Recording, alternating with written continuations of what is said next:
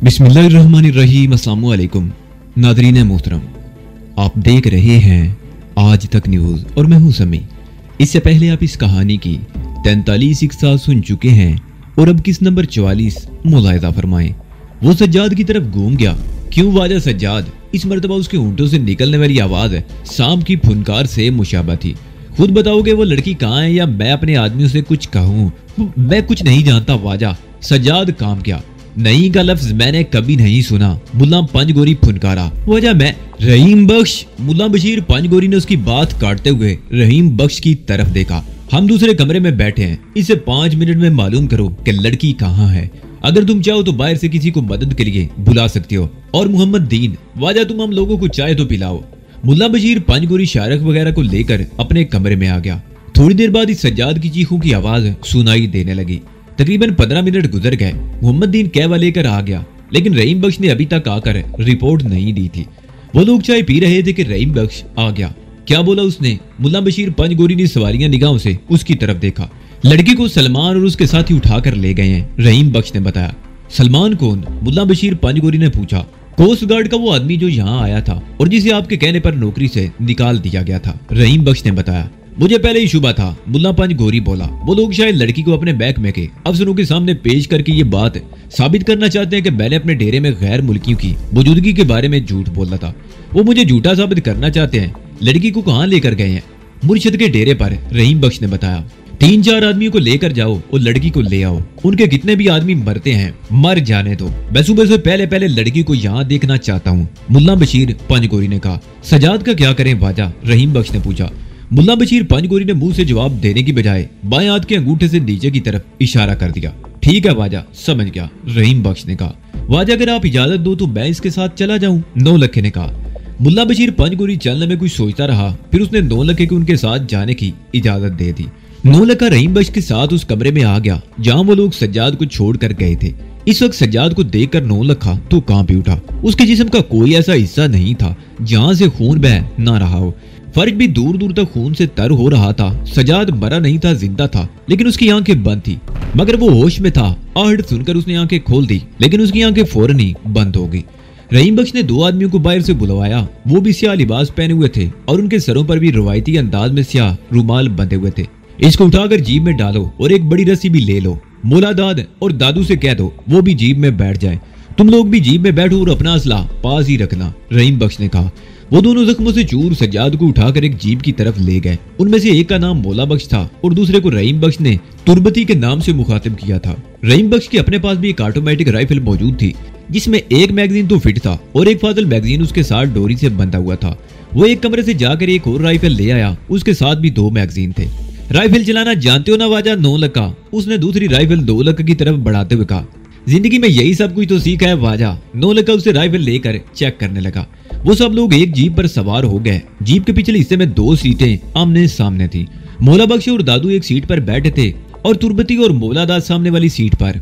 उन चारों के पास उसी किस्म की ऑटोमेटिक राइफलें थी। उनके दरमियान फर्श पर सज्जाद पड़ा था। उसके जिस्म को बार बार हल्के हल्के झटके लग रहे थे। रहीम बख्श ड्राइविंग सीट पर बैठा था और नौलखा उसके साथ वाली सीट पर। जीप स्टार्ट होकर हवेली के गेट से निकली। कुछ देर तक पुख्ता सड़क पर दौड़ती रही, फिर सड़क छोड़ दी गई। अब जीप रेगिस्तान में दौड़ रही थी। रेत सख्त थी और हेडलैम्प्स की रोशनी में झाड़ियां बकसरत नजर आ रही थी।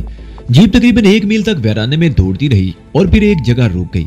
हेडलैम्प्स की रोशनी में टीला नुमा छोटी छोटी चट्टानें नजर आ रही थी। सन्नाटे में शोर की आवाज सुनकर नौलखा को अंदाजा लगाने में दुश्वारी पेश नहीं आई कि उन चट्टानों की दूसरी तरफ समंदर था, जिसकी लहरें चट्टानों से टकरा रही थी। रहीम बख्श की हिदायत पर दादू और तुर्बती ने जख्मी सज्जाद को जीप से उतार कर जमीन पर डाल दिया।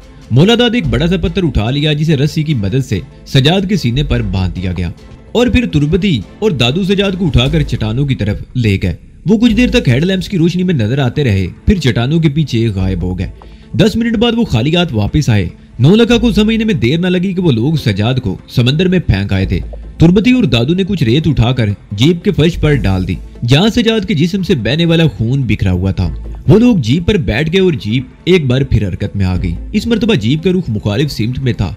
जब वो लोग हवेली से रवाना हुए थे तो 3 बजे थे। जीप तकरीबन 1.5 घंटे तक तेज रफ्तारी से दौड़ती रही। पिछली सीट पर बैठे हुए दादू वगैरह बलूची जबान में बातें करते रहे। जबकि अगली सीट पर बैठा नौलखा हेडलैम्प्स की रोशनी में खामोशी से सामने देखता रहा। दाईं तरफ बहुत दूर कहीं झिलमिलाती हुई सी रोशनियां दिखाई दे रही थी, मगर उनके रास्ते में वीराने के सिवा कुछ नहीं था। दफअतन रहीम बख्श ने जीप की तमाम बत्तियां बुझा दी। नौलखा एकदम उछल पड़ा। रोशनियां बंद कर देने के बावजूद जीप की रफ्तार में कोई फर्क नहीं आया था। ये कोई बाकायदा रास्ता नहीं था। जीप किसी अंधे के खड्ड में भी गिर सकती थी, लेकिन रहीम बख्श तकरीबन 15 मिनट तक जीप को उसी रफ्तार से दौड़ाता रहा और फिर जब उसने रफ्तार कम की तो नौलखा के मुंह से बेइख्तियार गहरा सांस निकल गया। जीप अब ढुलान पर थी, लेकिन उसकी रफ्तार बतदरीज कम हो रही थी। रहीम बख्श शायद उस ढुलान की वजह से मुतात हो गया था। तकरीबन 2 मील का फासला मजीद तय हो जाने के बाद जीप की रफ्तार मजीद कम हो गई।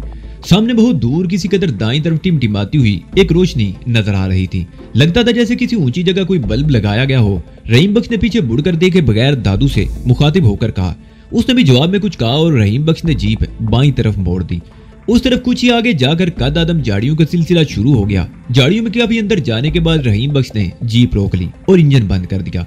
इंजन बंद होते ही वो सब लोग नीचे उतर आए और झाड़ियों में एक तरफ चलने लगे। नौलखा रहीम बख्श के साथ साथ चल रहा था। झाड़ियां कांटेदार थी। नौलखे के हाथों पर 1-2 जगह खराशें भी आई थी, जिनमें जलन सी होने लगी थी। तकरीबन 1 मील तक झाड़ियों में चलते हुए वो दाईं तरफ मुड़ गए। अब उस रोशनी की तरफ बढ़ रहे थे जो लम्हा बलम्हा करीब आती हुई महसूस हो रही थी। नौलखा को समझने में देर न लगी कि यही वो जगह थी जहां उन्हें छापा मार कार्रवाई करना थी और गालबन उसी जगह को रहीम बख्श ने मुर्शिद के डेरे का नाम दिया था। तकरीबन निस्फ मील तक चलते रहने के बाद वो एक जगह रुक गए। अब वो इमारत भी नजर आ रही थी जिस पर बल्ब जल रहा था। उसके अतराफ में ऊंची 4 दीवारी थी और दाखिले का गेट गालबन दूसरी तरफ था। नौलखा के अंदाजे के मुताबिक वो इमारत वहां से तकरीबन 200 गज दूर थी। वो सब लोग रुककर बलोची जबान में आपस में मशवरा करने लगे। नौलखा खामोश खड़ा तारीकी में इधर उधर घूरता रहा। उनकी बातों का एक लफ्ज भी उसकी समझ में नहीं आ रहा था। वो तकरीबन 5 मिनट तक आपस में मशवरे करते रहे और फिर आगे चल पड़े। अब वो मुताद अंदाज में चल रहे थे। उन सब ने राइफलें तान रखी थी जिन्हें किसी भी लम्हे इस्तेमाल किया जा सकता था। नौलखा ने बहुत सी ऐसी फिल्में देखी थी जिनमें चंद फौजी कमांडोज किसी खास मिशन पर रवाना होते हैं। इस वक्त नौलखा भी अपने आप को किसी ऐसे ही मिशन का एक हिस्सा समझ रहा था और हकीकत भी ये थी कि एक कमांडो ऑपरेशन ही था जिसमें जान जाने का खतरा भी था। नौलखा अपने आप में अजब सी सनसनी महसूस कर रहा था। अपने मुल्क में रहते उसका कई मरतबा पुलिस से मुकाबला हुआ था। मुखालिफ पार्टियों से महाजराई होती रहती थी, लेकिन ऐसी सनसनी उसने कभी महसूस नहीं की थी। उसकी वजह गालिबन ये थी कि ये अजनबी मुल्क था, अजनबी लोग थे। तकरीबन 100 गज का फासला तय करने के बाद वो एक बार फिर रुक गए। अब आगे झाड़ियां कुछ छिद्री हो गई थी और वैसे भी अब आगे बढ़ने में बहुत ज्यादा एहतियात की जरूरत थी, क्योंकि वो लोग भी गैर मोहतात नहीं होंगी। दादू, मौला बख्श बोला। रहीम बख्श ने सरगोशी की। तुम दोनों उस तरफ जाओ और दीवार के साथ घूमकर दूसरी तरफ से ऊपर चढ़ने की कोशिश करो। मौला दाद और तुर्बती, तुम दोनों सामने से दीवार पर चढ़ोगे, लेकिन तुम दोनों के दरमियान कम अज कम 15 फुट का फासला होना चाहिए। तुम लोग उस वक्त तक फायर नहीं करोगे जब तक किसी और तरफ से फायर ना हो। और नौलखा, तुम मेरे साथ आओ। वो चारों रहीम बख्श की हदायत के मुताबिक बधाई हुई सिमतों में चल दिए, जबकि नौलखा रहीम बख्श के साथ दाईं तरफ चलने लगा। झाड़ियां बहुत ही छिद्री हो गई थी और अंदेशा था कि तारीकी होने के बावजूद किसी की नजरों में ना आ जाए। दीवार के करीब पहुंचकर वो रुक गए और फिर उसके साथ चिपक कर आहिस्ता आहिस्ता आगे बढ़ने लगे। रहीम बख्श आगे था और उसके 4 कदम के फासले पर नौलखा। दीवार के मोड़ पर पहुंचकर वो एक बार फिर रुक गए। रहीम बख्श ने झांक कर दूसरी तरफ देखा और फिर नौलखे को इशारा करता हुआ दूसरी तरफ मुड़ गया।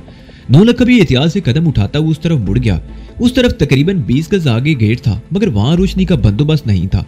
अगर कोई बंदोबस्त था भी तो बत्ती नहीं जलाई गई थी। वो भी गेट से चंद गज के फासले पर थे कि हवेली के पिछली तरफ से अचानक ही फायर की आवाज सन्नाटे में गूंज उठी। जिस तरफ से फायर की आवाज सुनाई दी थी उस तरफ दादू और मौला बख्श गए थे। गालिबन उन्हें देख लिया गया था और ये अंदाजा लगाना मुश्किल था कि ये पहली गोली किसने चलाई थी, दादू वगैरह ने या मुखालिफ पार्टी के किसी आदमी ने। रहीम बख्श दौड़ता हुआ गेट के करीब पहुंच गया। नौलखे ने भी उसका साथ देने में ताखीर नहीं की थी। रहीम बख्श गेट पर चढ़ रहा था कि जेली दरवाजा खुला और एक आदमी चीखता हुआ बाहर निकला। उसके हाथ में ऑटोमेटिक राइफल थी। वो रहीम बख्श की तरफ राइफल सीधी करना ही चाहता था कि नौलखे ने अपनी राइफल को नाल से पकड़कर लठ की तरह घुमाया। राइफल का बट उस शख्स की खोपड़ी पर लगा। वो शख्स चीखता हुआ ढेर हो गया। उसकी खोपड़ी पाश पाश हो गई। राइफल उसके हाथ से छूटकर गिर गई। अब हवेली में मुख्तलिफ सिमतों में फायरिंग हो रही थी। साफ जाहिर था कि दोनों पार्टियां टकरा गई थी। रहीम बख्श इस दौरान गेट के ऊपर पहुंच चुका था, लेकिन नौलखा इससे पहले ही जेली दरवाजे के अंदर दाखिल हो गया। दफादन इमारत की तरफ से एक शोला चमकते देखकर नौलखा बड़ी फुर्ती से जमीन पर गिर गया और ठीक उसी लम्हे सनसनाती हुई गोली उसके सर के ऊपर से गुजर गई। अगर एक लम्हे की भी ताखीर हो जाती तो ये गोली नौलखे को हमेशा हमेशा के लिए ढेर कर देती। नौलखे ने उस तरफ देखा जहां से गोली चलाई गई थी। जिस शख्स ने गोली चलाई थी वो बरामदे के एक सतून की आड़ में था। बरामदे में तारीकी थी। एक सतून के करीब हरकत महसूस करते ही नौलखे ने फायर कर दिया और खुद भी बड़ी फुर्ती से वहां से हट गया। उसके फौरन ही बाद बरामदे की तरफ से गोली चलाई गई थी जो ठीक उसी जगह लगी थी जहां चंद सेकंड पहले नौलखा मौजूद था। नौलखे ने इधर उधर देखा, रहीम बख्श अब उसे कहीं भी नजर नहीं आ रहा था। अलबत्ता बाईं तरफ एक लैंड क्रूजर खड़ी थी। नौलखा रेंगता उस गाड़ी के पीछे चला गया और गाड़ी की आड़ में रुककर एक बार फिर इधर उधर देखने लगा। तकरीबन 10 गज आगे एक छोटा सा चबूतरा था। नौलखा उस चबूतरे की तरफ बढ़ना ही चाहता था कि एक फायर हुआ। गोली उसे तकरीबन 3 फुट आगे जमीन पर लगी थी। नौलखा दोबारा गाड़ी की आड़ में दुबक गया। उस चबूतरे की तरफ देखते हुए सोच रहा था कि अगर वहां तक पहुंच जाए तो इमारत में दाखिल होना आसान हो जाएगा।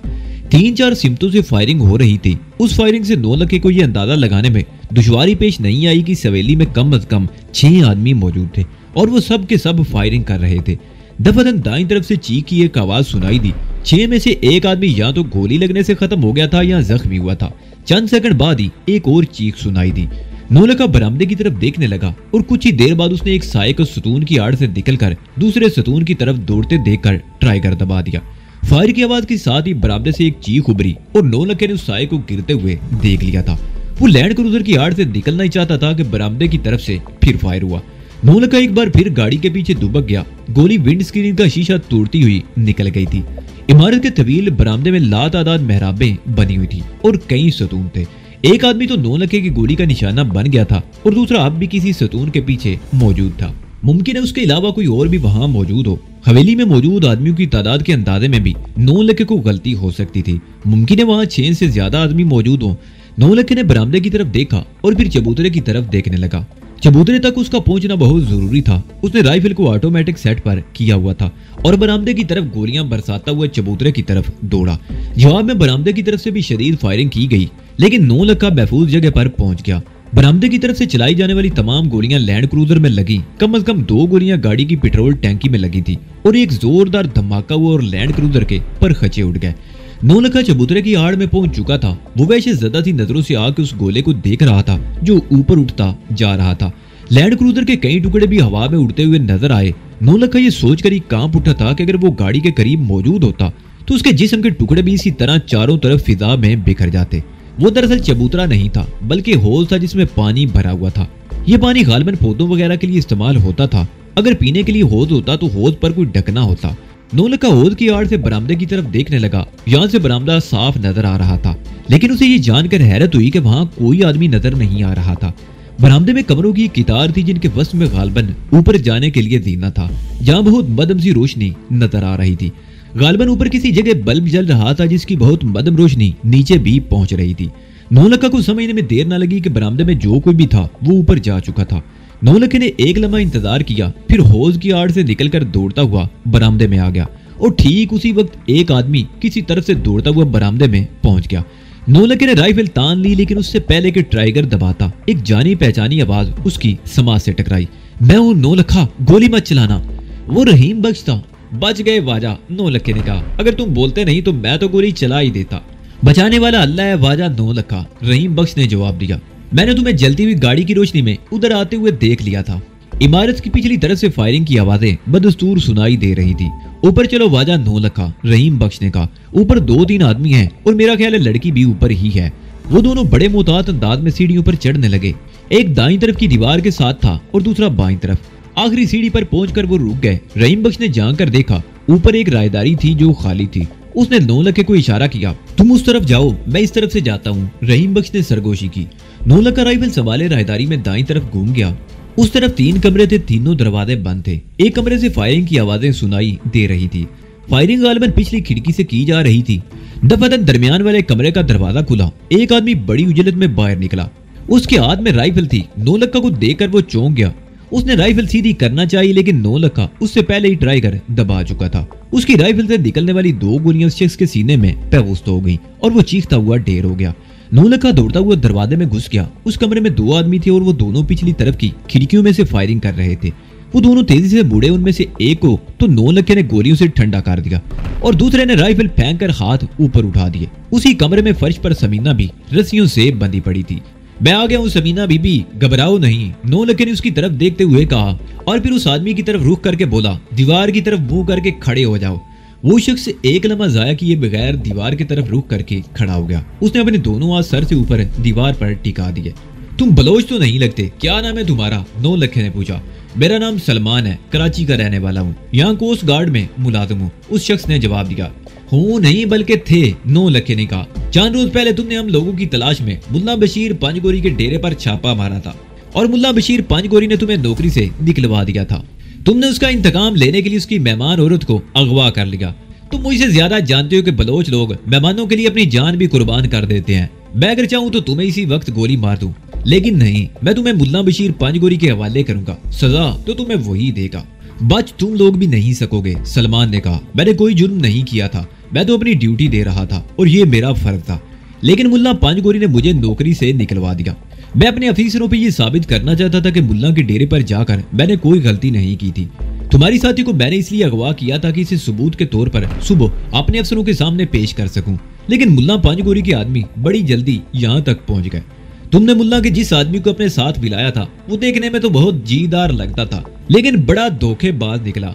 दो आदमी बर्दाश्त नहीं कर सका और उसने सब कुछ उगल दिया कि लड़की को उठाकर कौन लोग ले गए हैं और उसे कहाँ रखा गया है, और इसीलिए हम लोगों को यहाँ तक पहुँचने में ज्यादा देर नहीं लगी। लेकिन तुम्हारे यहाँ के साथी भी बड़े ढीले निकले, चंद मिनट में ही मुकाबला खत्म कर दिया। वैसे ये मुर्शिद कौन है? मुर्शिद इस इलाके में मुल्ला बशीर पंजगोरी का सबसे बड़ा हरीफ है, सलमान ने कहा। वो मुल्ला बशीर पंजगोरी की तरह इतना ज्यादा ताकतवर नहीं, लेकिन मैं जानता था कि मुल्ला पंजगोरी के खिलाफ एक ऐसा आदमी है जो इस मामले में मेरा साथ दे सकता है। मैंने उसे बात की तो वो मेरा साथ देने को तैयार हो गया। सजाद से पहले भी मेरी दोस्ती थी। वो मुंबई के मस्तान दादा से भागा हुआ नहीं, बल्कि एक खास मकसद से मुल्ला बशीर पंजगोरी के गिरोह में दाखिल हुआ है। मैंने जब उससे कहा तो वो फौरन ही मेरे लिए काम करने को तैयार हो गया। उसने पहले ही रोज मुझे इतला दे दी कि तुम लोग मुल्ला पंजगोरी के डेरे पर मौजूद हो। हमने लड़की को अगवा करने का मंसूबा बनाया, लेकिन ये मंसूबा यहाँ पहुंचकर नाकाम हो गया। अगर सुबह तक मुझे मोहलत मिल जाती तो मुल्ला बशीर पंजगोरी के लिए कोई भी काम नहीं कर सकता था, लेकिन अब तुम्हारा जो अंजाम होगा उसका तुम सोच भी नहीं सकोगे, नौलखे ने कहा और समीना के करीब बैठ गया। समीना के मुंह में कपड़ा ठुंसा हुआ था, उसके हाथ पुश्त पर बंधे हुए थे, पैर भी बंधे थे। नौलखे ने पहले उसके मुंह से कपड़ा निकाला, फिर उसके हाथ खोलने लगा। वो सलमान की तरफ से भी गाफिल नहीं था। समीना के हाथ खोलकर वो खड़ा हो गया। समीना अपने पैरों पर बंधी हुई रस्सी खुद खोलने लगी। समीना बीबी, ये राइफल उठा लो, अगर ये अपनी जगह से हरकत करे तो इसे गोली से उड़ा देना, मैं अभी आ रहा हूँ। समीना ने फौरन ही फर्श पर पड़ी हुई राइफल उठाकर सलमान पर तान ली। नौलखा दरवाजे से निकलकर राहदारी में आ गया। इमारत की पिछली तरफ अब भी फायरिंग हो रही थी, लेकिन राहदारी सुनसान थी। नौलखा 2 कदम आगे बढ़ा ही था कि एक कमरे में रहीम बख्श एक आदमी को राइफल की जद पर लेकर राहदारी में आ गया। वाजा रहीम बख्श, नौलखा बोला। समीना मिल गई है और सलमान भी इसी कमरे में मौजूद है। ओह चलो जल्दी करो, रहीम बख्श बोला। वो दोबारा उसी कमरे में आ गए। समीना बड़ी अलर्ट सलमान को राइफल की जद पर लिए खड़ी थी। तुम जरा खिड़की पर चढ़ो ना वाजा, रहीम बख्श ने उस आदमी को धक्का दिया जिसे वो अपने साथ लाया था। वो आदमी चंद लम्हे खौफजदा सी नजरों से उसकी तरफ देखता रहा, फिर उसे रहीम बख्श के हुक्म की ताबील तो करना ही पड़ी थी। वो खिड़की पर चढ़ गया और मुड़कर खौफजदा सी नजरों से रहीम बख्श की तरफ देखने लगा। छलांग लगा दो, रहीम बख्श ने कहा। समझो तुम्हें भागने का मौका मिल रहा है और इस मौके से फायदा उठा लो और छलांग लगा दो बाहर। मुझे माफ कर दो, वो शख्स कहलाया। छलांग लगा दो वरना। रहीम बख्श ने राइफल सीधी कर ली। उस शख्स ने एक नंबर छलांग लगा दी। उसकी चीख बड़ी खौफनाक थी। नौलखा को यकीन था कि अंधेरे में दूसरी मंजिल से छलांग लगाने के बाद उसकी एक आध हड्डी जरूर टूट गई होगी। वाजा, नौलखा, रहीम बख्श ने कहा, इसके हाथ पीछे बांध दो और लेकर यहाँ से निकलो। नौलखे ने राइफल समीना के हवाले की और रस्सी उठाकर सलमान के हाथ पुश्त पर बांध दिए। नौलखा धकेलता हुआ रहीम बख्श वगैरह के साथ कमरे से बाहर आ गया। फायरिंग बंद हो गई थी। नीचे कंपाउंड में आकर रहीम बख्श ने चीख कर अपने आदमी को मखसूस सिग्नल दिया। वो सब कंपाउंड में आ गए। तुर्बती जख्मी हुआ था। सलमान के 3 आदमी मारे गए थे और चंद फरार होने में कामयाब हो गए थे, जबकि वो खुद उनकी हिरासत में आ गया था। वो लोग हवेली से निकलकर तेज तेज कदम उठाते हुए हवेली की पिछली तरफ झाड़ियों में उस तरफ पहुंचे जहां उन्होंने जीप छोड़ी थी। इस वक्त दिन की रोशनी फैलने लगी थी, इसलिए रास्ते में चलने में दुश्वारी पेश नहीं आई। सलमान को जीप के फर्श पर ऊंधा लिटा दिया गया। दादू वगैरह आमने सामने की सीटों पर इस तरह बैठ गए कि उन चारों ने अपने पैर सलमान के जिस्म पर रखे हुए थे। समीना अगली सीट पर नौलखा के साथ बैठ गई।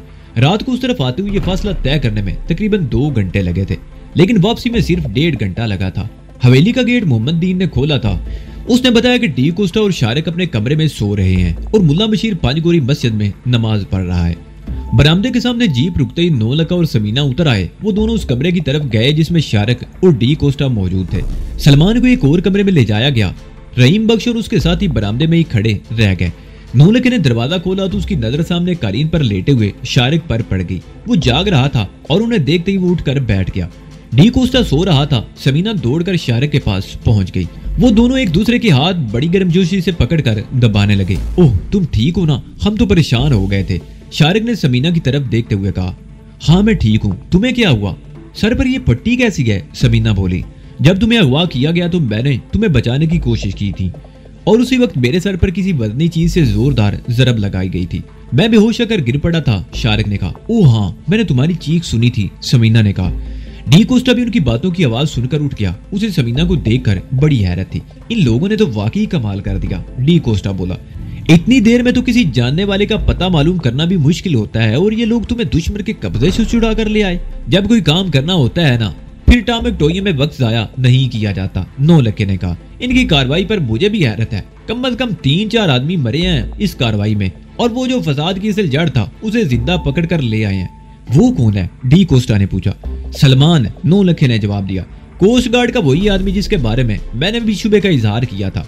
उसने मुल्ला बशीर पंजगोरी से इंतकाम लेने के लिए ये हरकत की थी, लेकिन ये हरकत उसे बहुत महंगी पड़ी। अब मुल्ला बशीर पंजगोरी से जो सजा देगा वो भी काबिल दीद होगी। और उसका क्या हुआ? सजाद का? शारिक ने पूछा।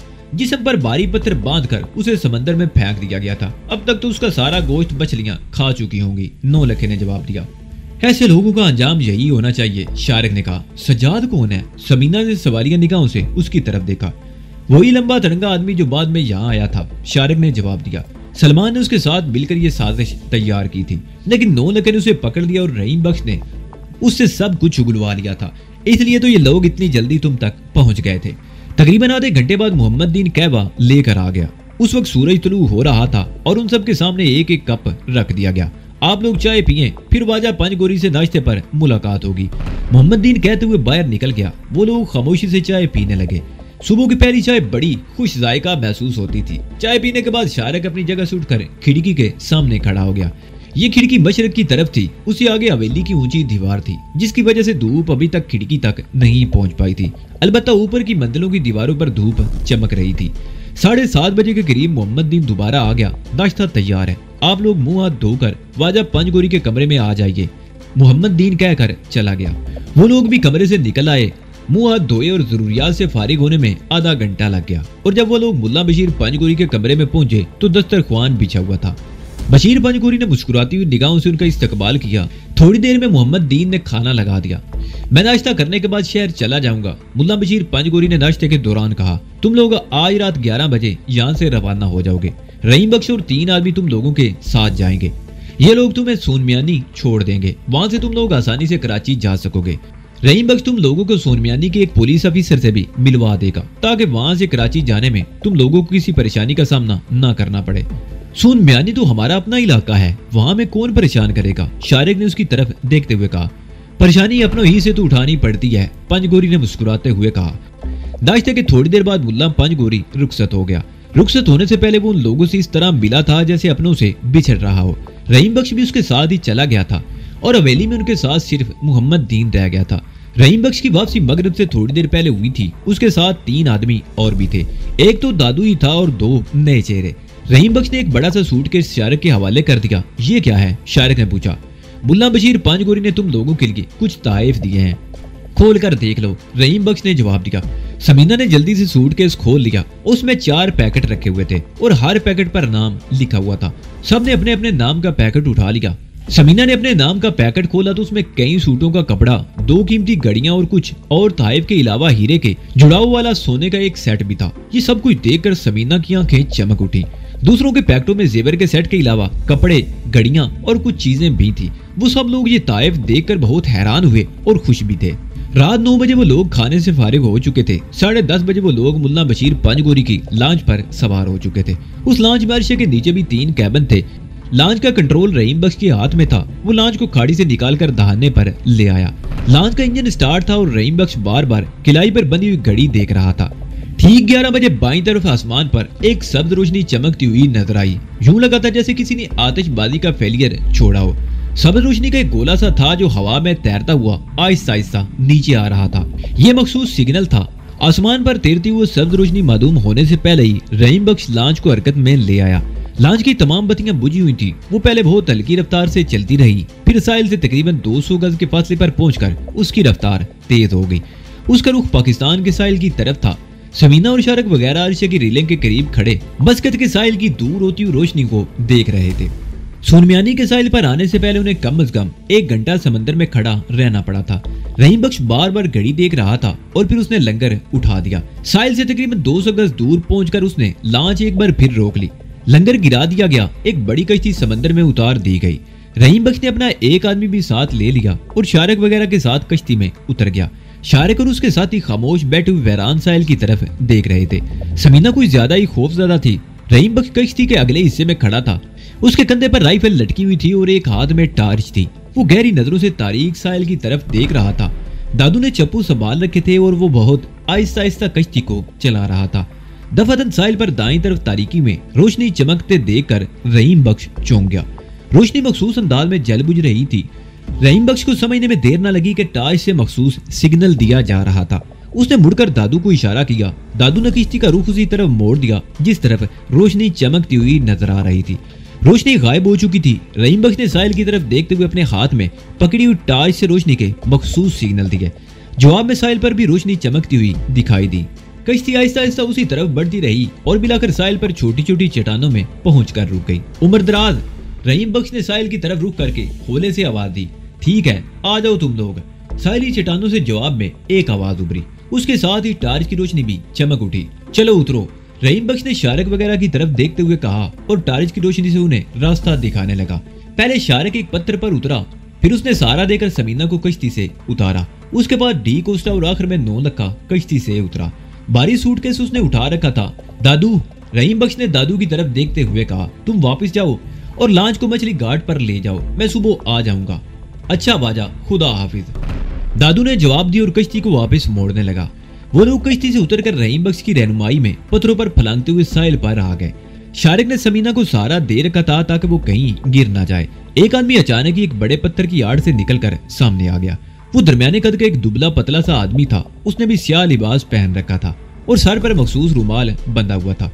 वो उम्र दराज था। उसने बड़ी गर्मजोशी से हाथ मिलाया। तारीकी में वो समीना को पहचान नहीं सका कि वो मर्द है या औरत। उसने समीना की तरफ भी हाथ बढ़ा दिया था, लेकिन जब समीना ने हाथ नहीं मिलाया तो वो टार्च जलाकर उसे देखने लगा। ओह माफ करना बीबी, वो नदामत भरे लहजे में बोला।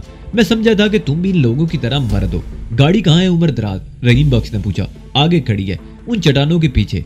उम्र दराज ने इशारा करते हुए बताया। वो लोग उम्र दराज की रहनुमाई में चट्टानों के गिर्द चकराते हुए चलने लगे। इस वक्त उन चट्टानों की वजह से तारीकी कुछ ज्यादा ही गहरी थी। अगर उमर दराज ने टार्च रोशन ना कर रखी होती तो उनके लिए चलना मुश्किल हो जाता।